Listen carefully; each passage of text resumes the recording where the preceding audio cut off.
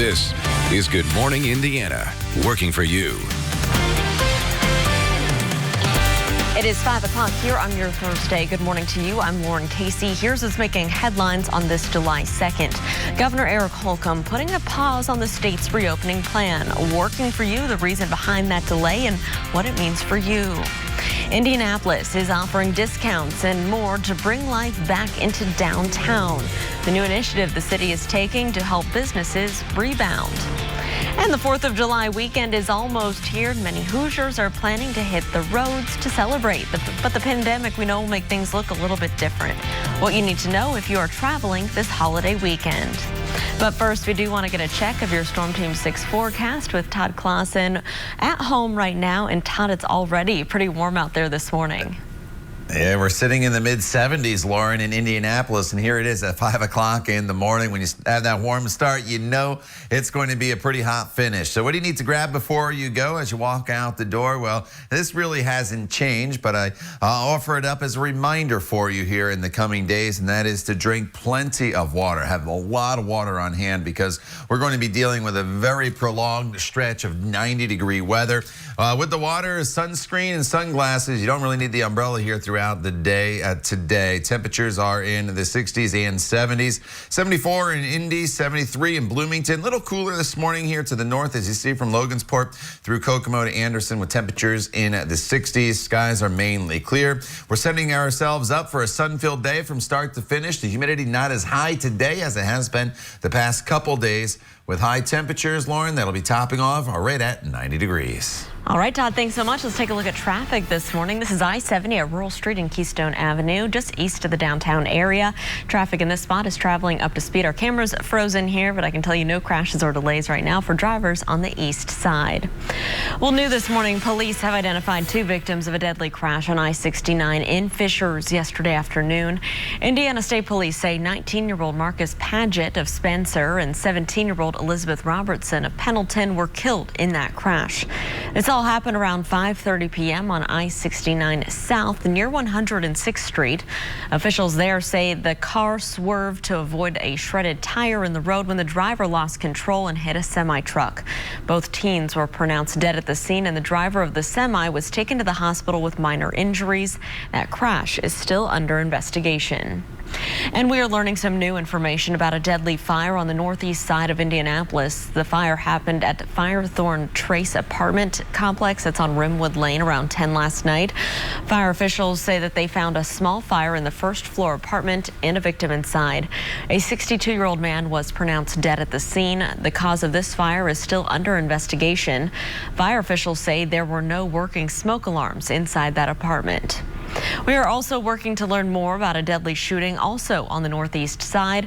Police were called to East 30th Street near Arlington Avenue around 8:30 last night. There they found a man suffering from gunshot wounds and took him to the hospital where he later died. Police say the shooting could be a result of a road rage incident. We'll continue to bring you updates as we learn more information.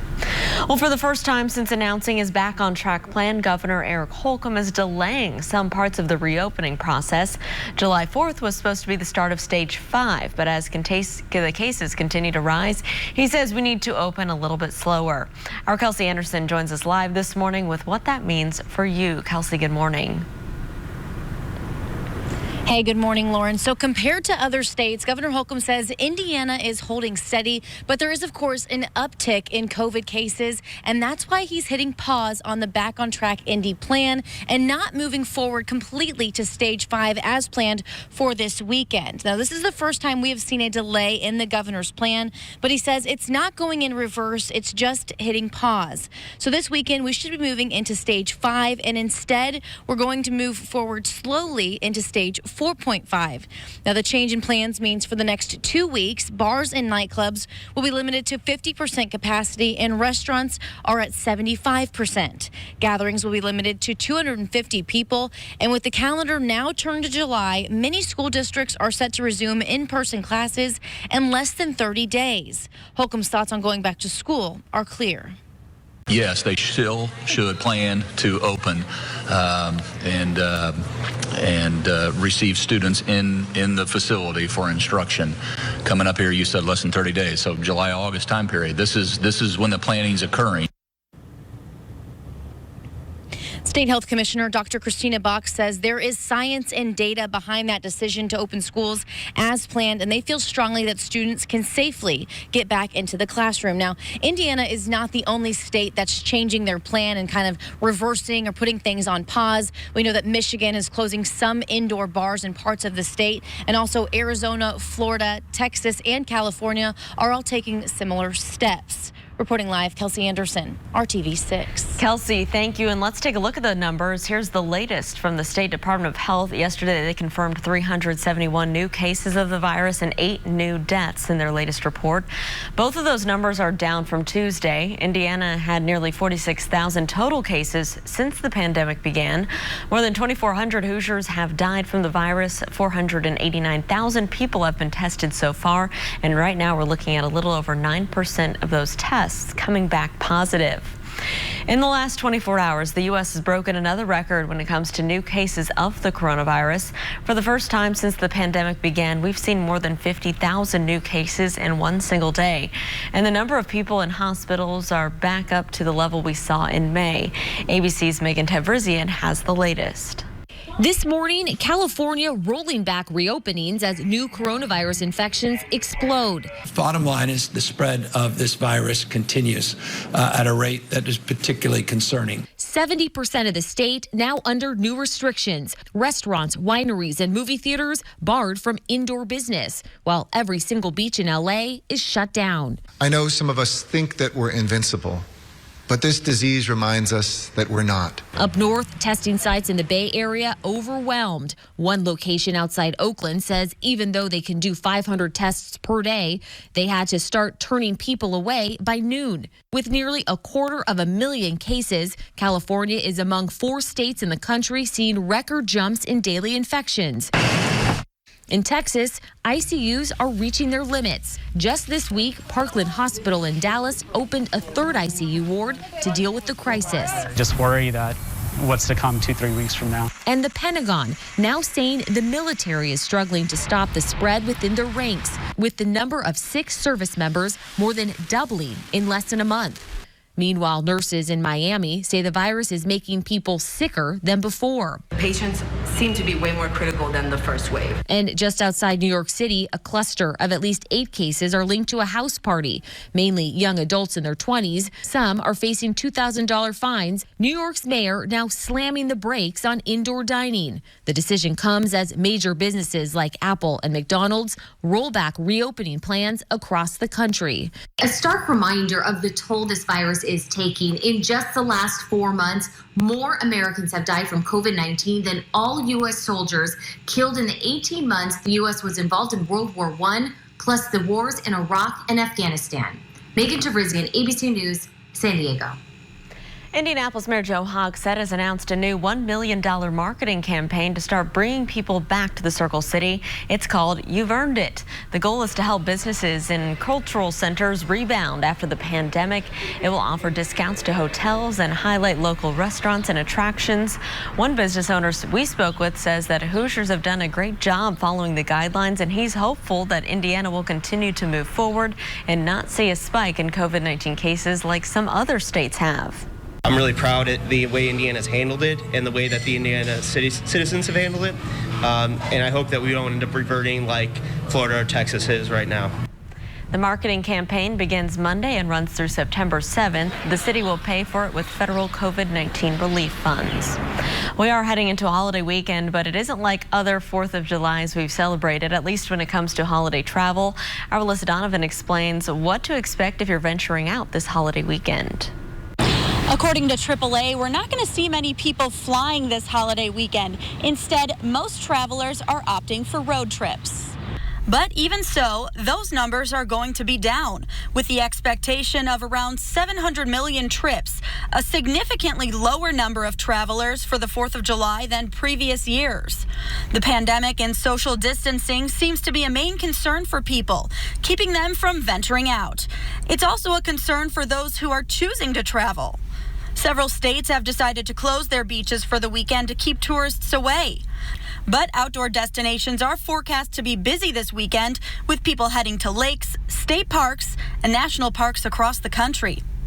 If you want to do something local, Indiana state parks are open with some restrictions. Gas prices are about 30 to 40 cents a gallon less than this time last year, making a road trip a cheaper and easier option for travelers. And if you do plan to travel this weekend, the CDC recommends that you think of some safety guidelines before you go. Be sure to bring a mask, maybe some gloves, hand sanitizer, and cleaning supplies along with you on the trip. And also be aware of social distancing guidelines. I'm Alyssa Donovan, RTV 6. All right. Thank you, Alyssa. If you're traveling across much of the Midwest, we're all going to be in a heat wave here as we get towards the weekend. We're not quite there yet. Yesterday was our first 90-degree temperature, but we're going to tack a few more on here in the coming days. As far as this morning, as you get going, temperatures in and around the metro area hovering in the 70s. It's at 75 right now in Indy. We should drop a couple more degrees here before the sun comes up, and then we'll warm very, very quickly throughout the day. So the past couple days, it's been very muggy, and with the heat and the humidity, we've had thunderstorms across the area popping up during the day. Well, today, the humidity drops. We have more of a north wind. It's still going to be hot with a high right around 90 in most locations, but the humidity not as bad, and we don't have any rain in the forecast for the day today. So it's a dry Thursday for us, but it's just going to be a very, very warm one. So drink plenty of water and have that sunscreen handy if you're going to be out and about. More on the holiday weekend forecast coming up in just a little bit. Lauren? Todd, thank you. An Indiana law on panhandling is not going into effect due to a lawsuit. Coming up, why the ACLU says it was necessary to stop new legislation. And a top health official is considering a different way to test for COVID-19, how pooled testing works, and why they believe that it can ramp up the process. It is 5:12. Stick around. We'll be right back. On ABC. My favorite show. Welcome back. This morning, we're learning more about a lawsuit that kept one state law from taking effect this month. Panhandling legislation would have made it illegal to ask for money within 50 feet of a bank, ATM, restaurant, or any place where financial transactions are happening. That includes parking garages and parking meters. So this was supposed to go into effect yesterday. Instead, the ACLU of Indiana sued on the grounds that the law targets First Amendment rights. A district court judge agreed. The ACLU's legal director says the law would have hurt those experiencing homelessness. If we're serious about addressing our homeless problem, we're going to address things like housing. We're going to address things like addiction and mental health services. We're not going to pass these laws which do nothing but punish people. The state could appeal the decision to a higher court, even taking it to trial. The ACLU hopes that it doesn't come to that. A bill to extend a relief program for small businesses is heading to President Trump's desk. The House passed the legislation to temporarily extend the Paycheck Protection Program to August 8th. The vote was unanimous. The deadline was originally Tuesday, with more than $130 billion in potentially forgivable loans unused. More than 4.8 million businesses have taken advantage of that funding so far. Top health officials are considering something called pooled testing as a way to ramp up COVID-19 tests. And here's how it works. Instead of testing each sample individually, labs will pull together a certain amount. For example, 10 in one test tube with one test. If it's negative, it's double checked and then it's done. If there's a positive, then it's broken down either into smaller pools or individually for further testing. So there are advantages, mostly cost savings. That's the huge advantage of pooling. Also, the ability to go through a very large volume of specimens. Well, pooling testing was used during the HIV epidemic back in the 80s. Dr. Quinn says that COVID-19 is a little different, though, because of current tests are not as reliable as those for HIV. He says pooling also takes longer in a lab. Because of that, he says it wouldn't be useful right now, but it could help with big surveys when it's not an emergency. It's official. No more state flags bear the image of the Confederate battle flag. Mississippi lowered their flag from the state capitol Wednesday afternoon. Government officials then presented it to the state's Department of Archives and History.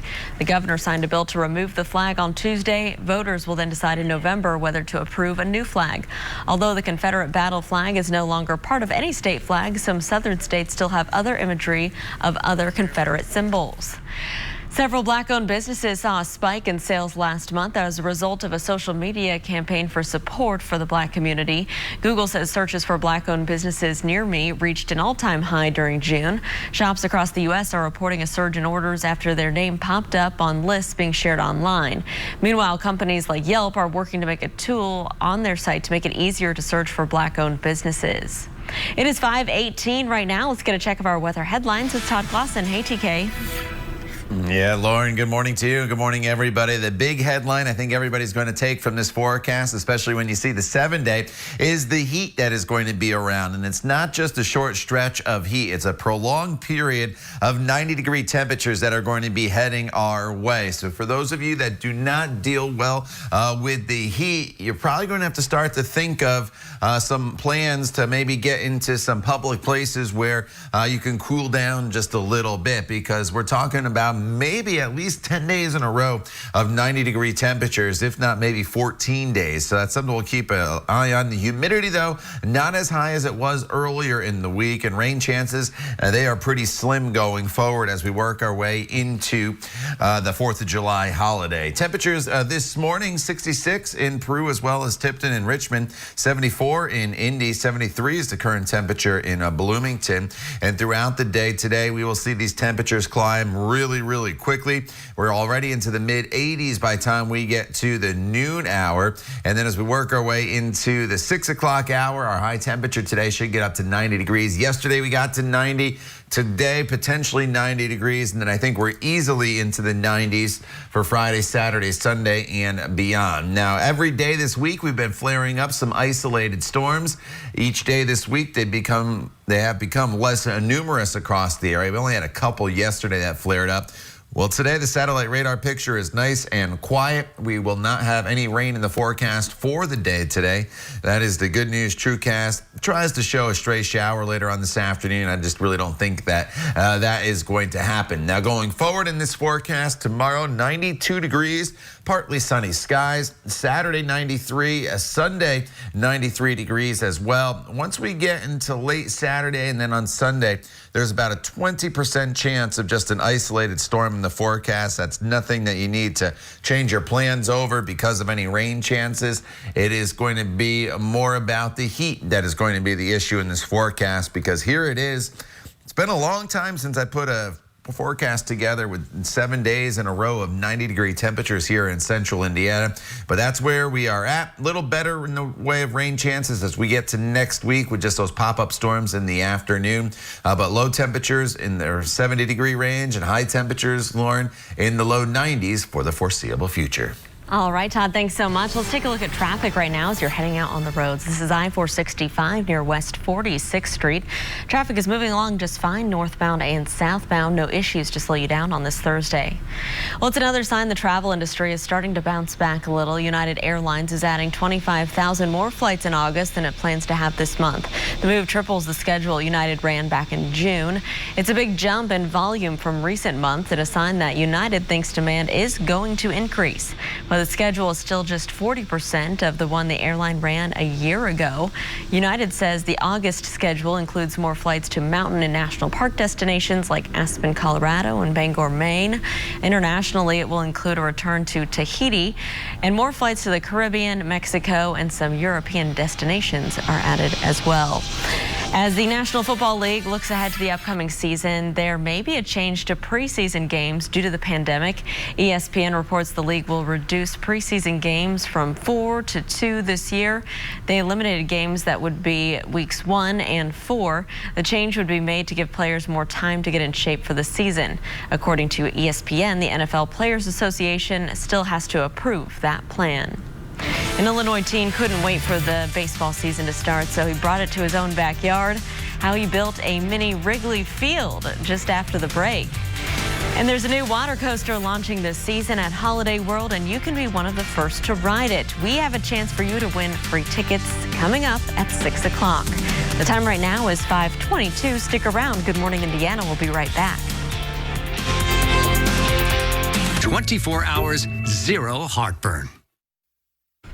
Without baseball and a lot of time at home during quarantine, an Illinois teen decided to build his own Wrigley field. Check this out. It's a miniature version of the historic ballpark. This is in his family's backyard.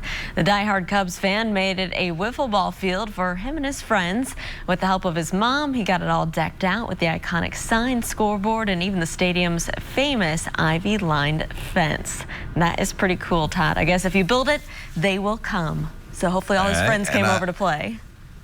Yeah, and I think I saw Mom there taking a swing, and she looked like she knocked it out of the park, a lefty, just like Kyle Schwarber, the old IU product up there, playing for the Cubs these days. So, yeah, really cool. All right, outside right now, whether you're playing some wiffle ball in the backyard over the course of the next couple days, or maybe some cornhole for 4th of July parties, you're going to have to contend with the heat. We're starting to deal with the skies brighten this morning, and temperatures are currently sitting in the 60s and 70s. We'll warm quick with lower humidity today as well. Temperatures in the mid 70s already by 9 a.m. We're on our way up to high temperatures today, right around 90 degrees in most locations.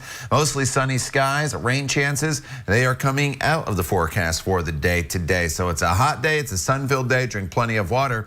And make sure you have that sunscreen handy as well if you are going to be out and about. All right, Todd, thank you. We know Indiana is encouraging all Hoosiers to wear their masks. So just ahead on Good Morning Indiana, their latest campaign to get the younger generation involved. It's 5:27. We'll see you on the other side of the break.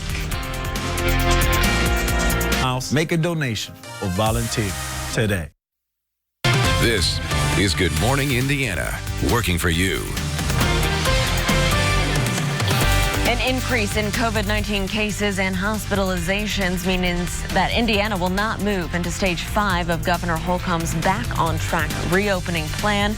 Now at 5:30, what it means for you and when we can expect to move forward. And Lauren, only on RTV6, local leaders coming together to hold a conversation on race. What they say needs to be done to help move the city forward today and every day. Welcome to Good Morning Indiana on this Thursday. We're looking at another hot day. And Lauren, as you know, there's a creek behind my home. It is so hot already that I may just have to move this entire operation onto a kayak to feel good today, because I stepped outside. I thought, what is going on, Todd Clausen? Yeah, it's already hot out there this morning. Raphael, normally when we see the creek behind your house, it's flooding into your yard. So hopefully that's not the case today. We'd like to see it when it's not going over the banks. But Todd, it is hot out there already. Yeah, and I fully support that, Raphael. If you want to do the news from, a kayak, it'll be a good place to be today. Just wear your life jacket. Remember, always wear the life jacket if you're out on any bodies of water here in central Indiana over the course of this holiday weekend. So here's a live look outside right now from Ims, which is going to be a busy place this weekend, at least with the cars and on the track. Unfortunately, the spectators not going to be there, but they should get all those races in. Look at that beautiful city skyline as the skies start to brighten. You're looking off to the east there from the top of the pagoda there at IMS. Temperatures not bad this morning. We're in the 60s and 70s. It's warm, but the humidity not as high this morning as it has been the past couple mornings. And that's one big thing I think you'll notice not only this morning, but throughout the day. We kind of kicked in that north wind yesterday, and that helped to drop the humidity. Our high temperature yesterday still got to 90 degrees. Mostly sunny skies throughout the day today. 86 degrees already will be your temperature by the noon hour, with our high temperatures later on this afternoon, Lauren, topping off at 90 degrees. All right, Todd, thanks so much. As you're heading out on the roads this morning, we want to help you plan out your Thursday commute. So let's take a live look here from our INDOT traffic camera. This is up in the Fishers area, I-69, a view near State Road 37, where it looks like traffic is already picking up at this early hour. Heavier traffic moving northbound and southbound. But the good news right now, no crashes or delays in this spot to slow down your commute. Of course, we'll continue to keep a close eye on things. Let's take a turn now to the southeast side of town. I-465, a view near Arlington Avenue, where traffic's moving along just fine, both eastbound and westbound. You can see the sun starting to come up as well over central Indiana. We'll continue to keep you updated on that Thursday morning commute. This virus is on the prowl, and it is moving, and we are living on virus time, so to speak.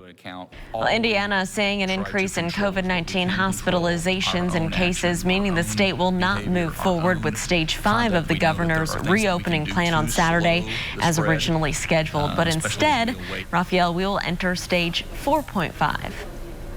But many things, Lauren, are not changing from stage 4. So what really is the difference between stage 4 and stage 4.5? What does that mean for you? Well, our Kelsey Anderson joins us live this morning with all the details. Kelsey, good morning. Hey, good morning, Raphael and Lauren. So this is actually the first time since the governor announced his back on track plan that we've seen a delay. For all the other stages, we actually started them a couple days earlier than the governor originally laid out. So again, this is the first time we're seeing a delay, and that's why we're going into, like you already said, stage 4.5 instead of stage 5 this weekend like he originally planned. The change in plans means for the next 2 weeks, bars and nightclubs will be limited to 50% capacity and restaurants will be at 75%. Gatherings will be limited to 250 people. And now with the calendar turning to July, many school districts are set to resume in-person classes in less than 30 days. Holcomb's thoughts on going back to school are clear. He says schools should be prepared to take kids in. State Health Commissioner Dr. Christina Bach says there is a science and data behind this decision. Look at countries or societies that actually closed their schools in the beginning of all this pandemic and those that did not. And those that did close their schools did not see a decreased amount of cases nor an increased amount of an issue with their students or their young adults. So we really do feel very strongly that students can get back to school. The governor did say we aren't seeing uptick in cases as extreme as other states, and he wants to make sure we don't have to step back anymore. Now, Indiana is not the only state taking these pauses or delays. Michigan is closing indoor bar services for parts of their state. Arizona, Florida, Texas, and California all taking similar steps. Again, the governor hoping that this pause in opening means we can continue to open in just a few weeks. Reporting live, Kelsey Anderson, RTV 6. Kelsey, thank you. The time now is 5:35 here on Good Morning Indiana. And here's the latest look at the coronavirus cases here in our state per the Indiana Department of Health. On Wednesday, 8 new COVID-19 deaths were reported. Now, since the pandemic began, more than 2,400 Hoosiers have died from the virus. The state also confirms 371 new cases of COVID-19. In total, nearly 46,000 Hoosiers have been diagnosed with the virus. This morning, state health leaders also say about 39% of Indiana's ICU beds are available. COVID-19 patients are using 9.5% of those ICU beds. Non-COVID-19 patients are using 51% of the beds. According to the health department, a little more than 82% of the state's ventilators are available as well. At 5:36, after months of pressure from Call 6 Investigates, Indiana will publicly release specific information related to COVID-19 cases in nursing homes. That includes where people are dying and where outbreaks are happening. Families with loved ones in nursing homes have asked for that information. Since April, Call 6 Investigates has been asking the state to publish data broken down by facility. But the state continued to refuse, citing privacy concerns. So it came as a surprise when leaders changed their stance. Recently, both the largest associations that represent long-term care facilities and AARP, who advocates for the residents in these facilities, have expressed their support of providing facility-level information. As we have all learned, responding to this pandemic requires us to continually evaluate our approaches and, when appropriate, to change them. This is one of those times. In May, Call 6 Investigates filed a formal complaint with the state's public access counselor about the lack of transparency on this issue. The Family and Social Services Chief Medical Officer says a dashboard of preliminary information should be made public around mid-July. This morning, there's a new campaign to get Hoosiers to mask up today and every day of the week. The governor, as you know, is not mandating face coverings, but is recommending people wear them. Now, the state is asking people to share on social media why they're wearing a mask. I wear my mask for my parents. I want to ensure that my family is protecting yours. I wear my mask because I've spent my entire life protecting others. I wear my mask for all of you. Will you wear your mask for us? The social media campaign is hoping to target people who are getting their news either on their smartphone, Facebook, or even Twitter. Recent numbers show an uptick in COVID-19 cases among many younger people. Lauren? Well, Raphael, a Catholic pastor up in Carmel, is now suspended from public ministry this morning after writing an inflammatory message about demonstrators. Father Theodore Rothrock referred to Black Lives Matter protesters as maggots and parasites in a message posted Sunday on St. Elizabeth Seton Catholic Church website. It has since been deleted. The Lafayette, Indiana bishop announced the suspension on Wednesday. He says other options for public ministry are being considered. Father Rothrock released a statement saying he did not intend to offend anyone. Days after two women filed an excessive force lawsuit against IMPD, their attorney is now speaking out publicly about this very case.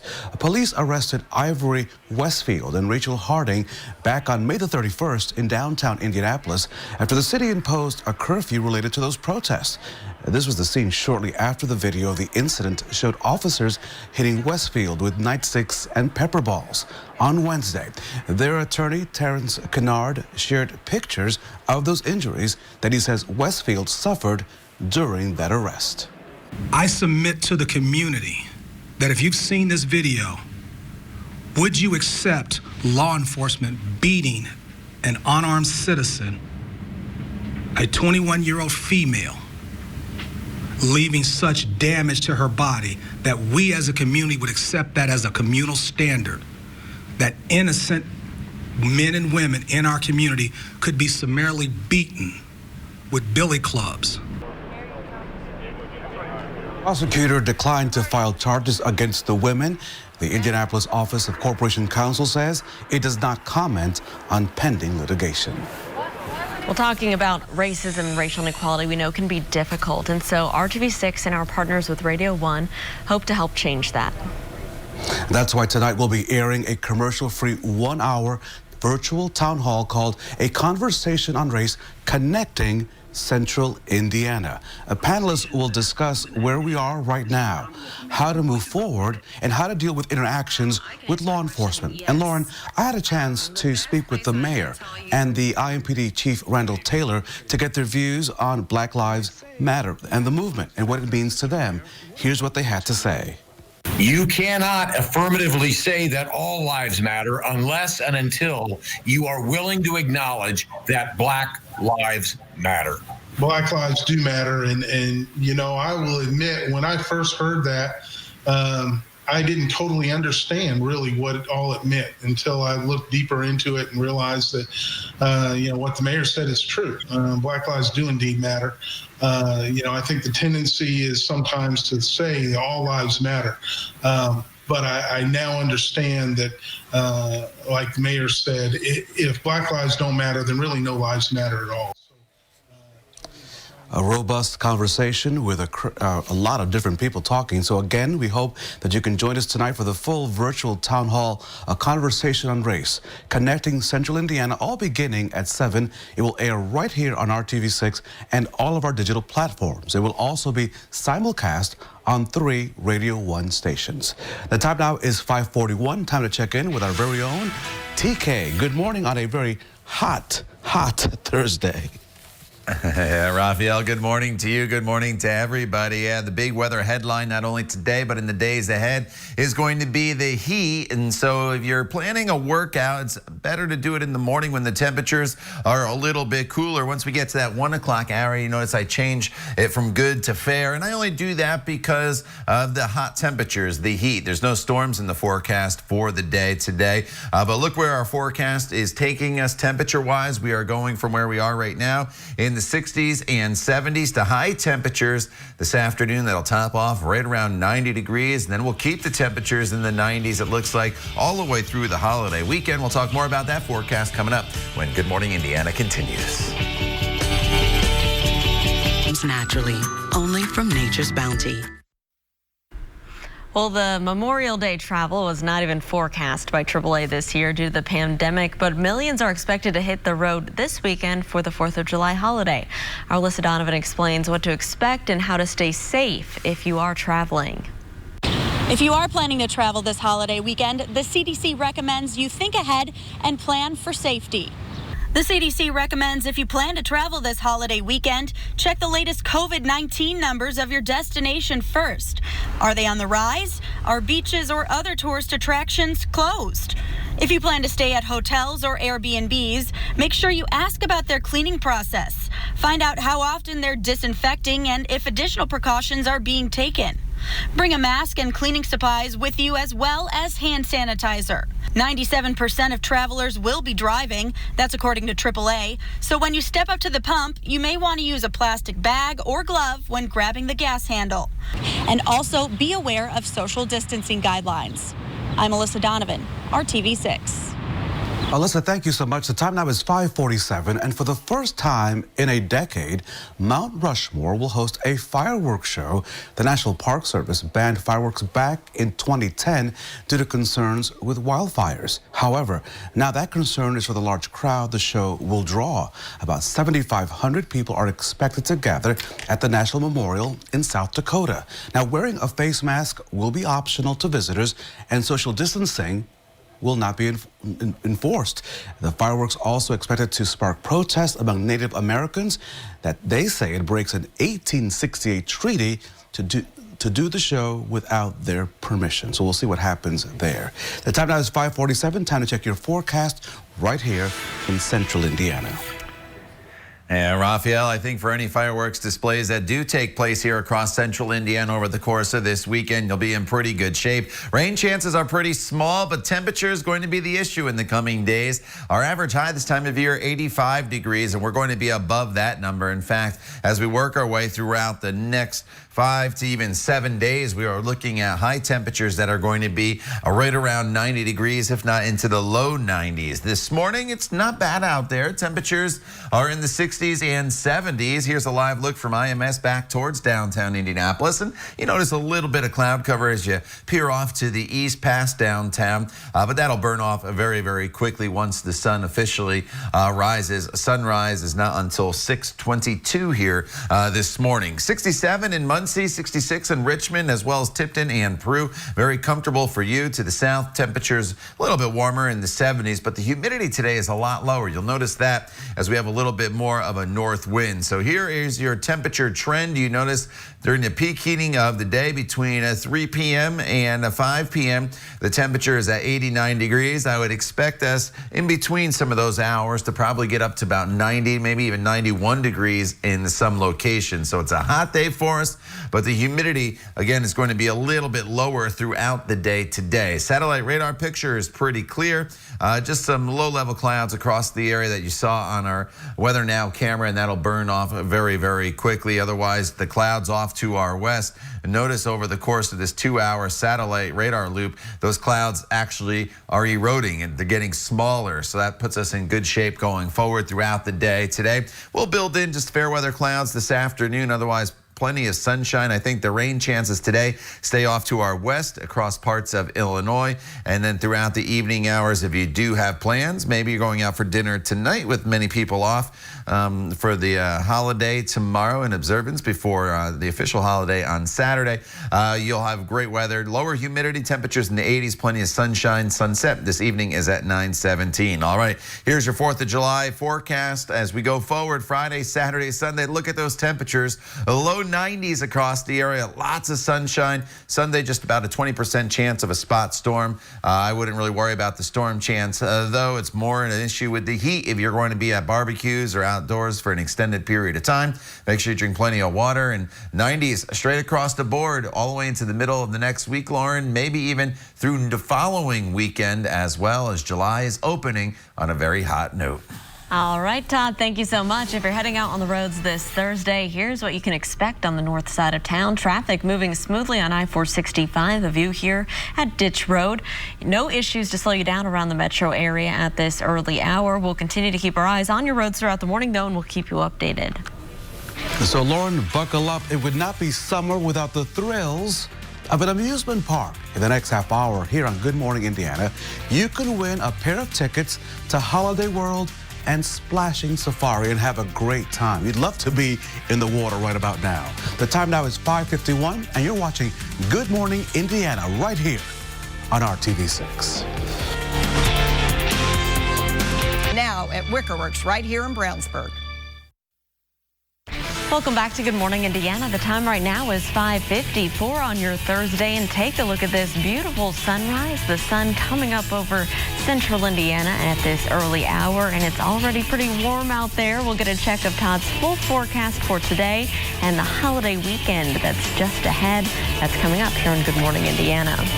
So when it comes to driving in Sunday's Brickyard 400, Raphael, no driver will feel quite at home like Kevin Harvick.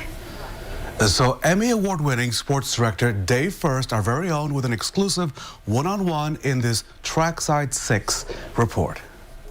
It's back to the bricks this weekend for Kevin Harvick, the two-time Indy champ, eyeing a third, and honestly wouldn't mind a shot at 4 someday, following in the footsteps of that other 4-time winner from Bakersfield, California. Kevin, growing up, every time I heard Bakersfield, I would think of Rick Mears. Nowadays, when kids think of Bakersfield and racing, they think of you, right? Well, you hope so. And I've been going through a lot of stuff over the past couple months, and I've found a lot of those childhood items that I've had, and I'll send pictures of them to Rick. And so hopefully, I'm probably annoying him at this point, showing him all the old autographs. And this weekend, the two worlds come together as the Speedway hosts the first NASCAR IndyCar doubleheader, all under the watchful eye of track owner Roger Penske. So what do you think of this IndyCar NASCAR doubleheader, and is this the sign of things to come, do you think? Well, I hope so. It's a huge step for racing. I hope it's a sign of things to come because I think it's going to be a great event. Unfortunately, it'll happen without fans in the stands, a scenario NASCAR has successfully pulled off since mid-May. Plenty to adjust to, staying safe but staying competitive. Harvick wins. Heck, even when it comes to post-race celebrations, after Kevin dominated NASCAR's return with a win at Darlington. Got out and stood on the car, and then I realized, I'm like, man, I feel like a complete idiot standing here celebrating with myself. I don't know that there's a more arrogant situation that you could possibly have than celebrating yourself with yourself by yourself. So that was the end of that. Even the photos in Victory Lane are a little different. It's the hope that one day soon celebrations like this can happen again for team owner Tony Stewart, and especially for the Harvick family. The photos are way more important than the trophy, I'll be honest with you. So to have that photo of Piper and Keelan and Delana and myself standing there with that trophy, looking back at the racetrack in the front straightaway is something that is priceless for me. The photos are adding up, and for guys from Bakersfield, that means the wins are too. Day first, RTV 6 Sports. All right, Dave, really looking forward to watching all those races on TV over the course of this weekend, starting especially with the IndyCar race on Saturday, followed by the Infinity race. Weekend forecast going to be a hot one. Let's talk about today, though, before we get to the weekend. 60s and 70s this morning, 65 in Zionsville, 73 in Indy. You notice the beautiful sunrise taking place, just a few fair weather clouds. Humidity, it's come down a little bit here today. You'll still notice it some, but it's not as high as it has been the past couple days. Should be dry throughout the entire day today with a high temperature that tops off right around 90 degrees.